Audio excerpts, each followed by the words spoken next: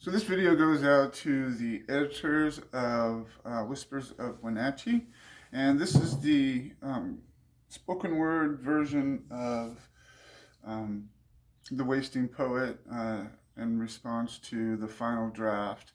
And the wording and the structure that it was put in and how that messes up the piece, and taking words out, also the same thing. It's supposed to be recited. It was not written down originally. It's a piece of spoken word, and that is why it is so hard to structure that way. So, but this is how the poem goes. Please pay attention to the end rhyme and try to structure your poems that way. And it could be short sentences, could be long sentences, but it's really important to know that rhyme scheme. Okay. The raven appears above the dread. He's come to graze what's not dead, to pluck an eye out of my still dreaming head, to peck free a finger from its death grip on the ledge, or to perhaps gently rap and whisper some sweet report. From what I've heard, that's what occurred of Edgar Poe's chamber door. And that aged thrush, still perched upon its tangled vine, flings no forever hopeful carol upon the growing gloom, that at hymn's end returns all concern to the state of winter's bloom, and away from what fruits wither on the vine. Well, it sounds absurd, but in my mind, those birds are a sign sent by the immortals, meant to inspire my next line with verse so profound both kings and commoners would quote it. At our Lord's behest, I'm a guest at the palace, where all stand and hail the wasting poet. Yes, but mine is more than mere want for a title, and the laureate to bestow it. What I seek is a connection to the masses, something to say that I'm here, proof that I was alive in the works to you which have become so endeared.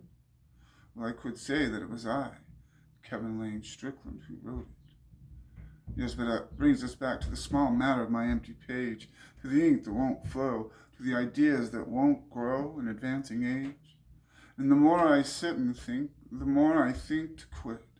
For 'tis the body of my past compositions that make up the bodies that line this very pit, and are the real reason why I fear the raven has come to watch over it. Well, he has certainly taken my concentration, and soon my confidence will leave me. Personified, I can see it, consorting in the doorway with Richard Cory and Minna Riccivi, neither of whom, by the way, would like to be me. Neither of whom, by the way, would I like to be. I would rather be known as a man who befriends men like Gunga Din, known for what I've done, but loved for who I've been, by fame and fortune damned, and seen as kin to the likes of them, even if that is who I really am, some sort of bad seed. But even bad seeds are subject to atmospheric change, wherein the words that were once my desert now seem inspired by all this rain, bringing forth the flowers after flooding quick the plains, living and surviving despite life's extremes, and always in strict accordance to the principles of my own little pendulum swing.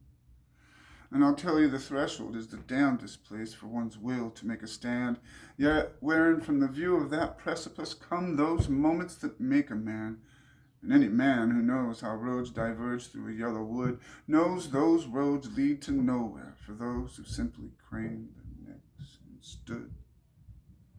And so, with my pride, back like the tide, I once again turn to the plight of my pen, eager to convey both my loves and frustrations, and less obsessed with just whose favor I'd win.